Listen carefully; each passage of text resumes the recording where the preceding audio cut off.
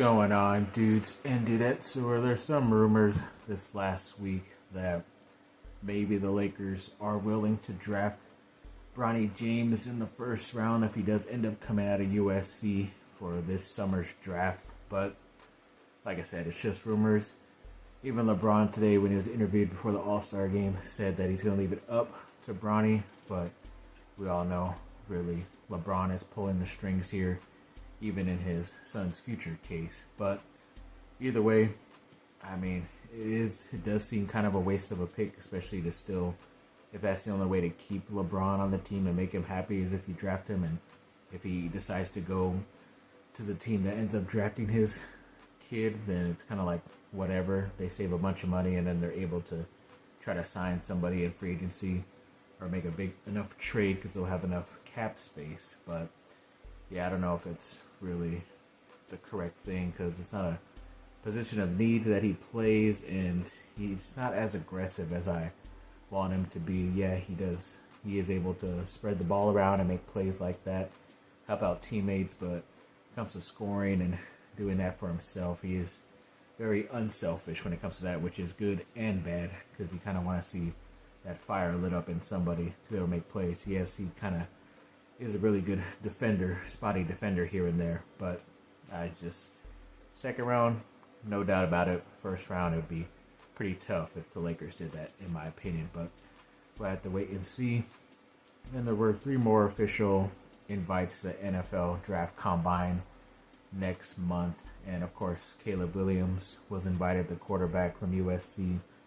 Also, Brendan Rice, his top wide receiver, and Christian Roland Wallace, the transfer cornerback from Arizona, played at USC for 1 year, is invited as well. And a lot of people like a lot of the lower end guys from USC, like a Solomon Byrd and Christian Roland Wallace, even a Jared Kingston as well that we talked about a couple of videos ago, who was invited to the Combine too. So hoping that this helps out their draft stock, and definitely USC's Pro Day will do that in about a month or so after the Combine as well. So yes, definitely looking forward to that. And the USC women's team was on the road up there in the Oregon state, or the state of Oregon, and they did pretty much beat up on University of Oregon pretty bad that first game a couple of days ago, winning 88-51. Juju Watkins had 33 points, 8 rebounds, and 4 steals.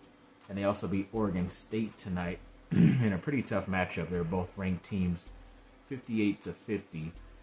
And it's pretty good. I think USC is like number 10, and even Oregon State was number 11. And USC pretty much had the momentum throughout the game, but it got pretty close there. And it was the second time that team has held USC under 60 points. But luckily, USC was still able to get the victory tonight. Another sweep up there in the state of Oregon. So yes, definitely looking forward to seeing this team not only in the Pac-12 tournament, but in the NCAA tournament as well next month. A couple of really talented guys in that 2025 class, defensive line and offensive line, that you've either decided to make visits or plan future visits to USC, or leave them in their top remaining teams.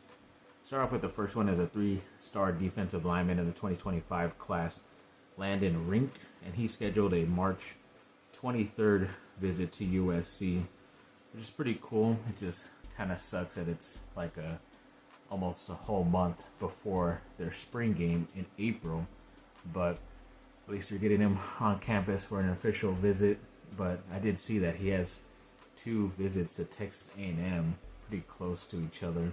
So I wonder if he's going to one of the spring game out there and also having an official visit. So maybe USC can bring him back later, because hopefully his schedule will be open, but just never know if he plans something else. But even though he is a 3-star, a lot of top places that he is going to be visiting in the near future. So definitely very talented dude.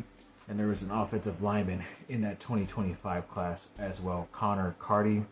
He recently did put USC in his top 12, and I believe he's out of the state of Texas, so hoping to steal another guy from that state as well. Then a 4-star 2025 defensive lineman, Gus Cordova, is also planning that March 23rd visit as well to USC. So bring in two guys at the same position. Maybe they'll be buddies and want to sign together and join up at USC on the defensive line. So looking forward to seeing what these guys do in the future, and hopefully they will keep these official visits to USC. And there was an Under Armour like type of camp or whatever over this weekend, and over there I think it was in Atlanta, and of course the USC quarterback commit Julian Lewis was out there, and apparently he was like the fourth best overall player out there, which was nice to see. And there's even been some talk about him too, because he did say that he had a great recent visit to Colorado and is planning another trip out there at some point before his senior year, or actually his junior year starts, which will be his final year. But he does like to say a lot too, that USC is still high on his list.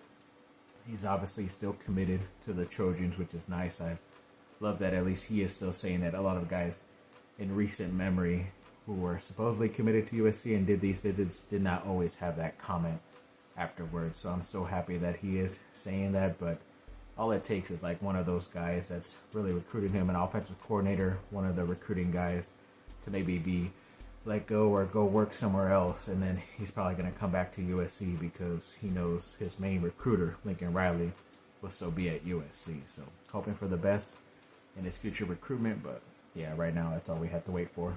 And a quick talk about the USC women's lacrosse team. I think they were ranked number 15 in the country to start the season, about a week or so back, maybe a couple more weeks. But yeah, they have started pretty good. I think they are 3-0 so far. They did beat in that first game Army, I believe, 13-9, then Villanova 12-11, and then Hofstra over the weekend 15-6. So yeah, pretty talented group of gals down here in LA. I know it's probably a pretty new sport, especially to not only USC but California as well, because I think even a lot of high schools have been putting that sport into their regular amount of sports that they offer at these high schools now down here in SoCal. So that's pretty cool, because then you get a lot of talented players to come flock back to SoCal, and then hopefully we'll be able to replenish this team out here at USC, because it's pretty obvious that they're going to be playing against teams like in the Big Ten of Ohio State, Michigan, all those teams that have lacrosse schools as well, lacrosse teams as well. So it's pretty smart to have your own team. It is kind of surprising that USC does not have a softball team. I think that's why UCLA is always pretty powerful out there when it comes to softball, but for some reason USC does not have one. And I think if they did, like, they are putting more research and reserves into their baseball team as of right now, that is pretty talented. I think the same thing could happen for a USC women's softball team, because all they have is the top talent out here in SoCal, and they just end up leaving to like Oklahoma, other schools like that across the country, even stay at UCLA. But if USC had it, I think they would be balling as well, in my opinion. So hoping for that sport in the near future for USC. And speaking of the men's side, yes, the other day, sadly, they did lose a double overtime game at home to Colorado, 89-92. And it sucked, because they definitely had a chance. I think at some point in the second half, they had like a 16-point lead, or definitely double digits. But yeah, sadly, they cannot close out the deal. So yeah, that was pretty tough to figure out and find out. But hoping that they will get on some type of winning streak at some point to end this season. And then a little bit of rumor news about ex-USC wide receiver Michael Pittman Jr., who's with the Colts right now. He is heading into free agency, and apparently if they can't work out a deal, especially long-term with him, according to the Colts, then they will most likely franchise tag him, which is pretty high contract, because a lot of receivers are pretty expensive out there in the NFL, and the franchise tag is like the average of the league. So it's definitely going to be like pretty close to $20-something million, but hoping they could work out a deal. I know he likes it up there and is even starting to build like his own ranch and all that stuff. So I would love him on the Chargers, but I think he's probably going to stay up there and work out a nice, good enough deal for him to be able to stick it out there in the Midwest. And I believe Another ex-USC wide receiver, Nelson Aguilar, did sign a 1-year extension on his small regular contract with the Ravens. I don't know if it was a full contract because it seemed like they signed him up pretty late, and he did even score a touchdown in that playoff game for them pretty recently. So definitely a well-deserved new contract for him. So congrats for that. And they did a first ever college football AP poll, and it was kind of funny that Duke of all teams was number 2 in the nation, which was pretty crazy to see, but then USC was number 6 as well. So obviously my teams have been pretty talented, but yeah, that'd be pretty crazy to see them in the top 6 in the AP poll at some point in the near future. Okay. All I could do is hope. And then, yeah, there was some bit of talk of who's going to be on the cover of the EA Sports college football game. I know there was an image put out of Caleb Williams, which would be pretty cool. Definitely end up buying that if that's the case. But yeah, we'll see. There's definitely a lot of people they could go after. They could put the more recent Heisman winner as well, Jaden Daniels. But if you want to sell a little bit more, probably go with the USC guy, in my opinion. Yeah, thanks for watching, people. Like and subscribe. Comment down below. Let me know what y'all think. Have a great rest of your day. Bye. Fight on.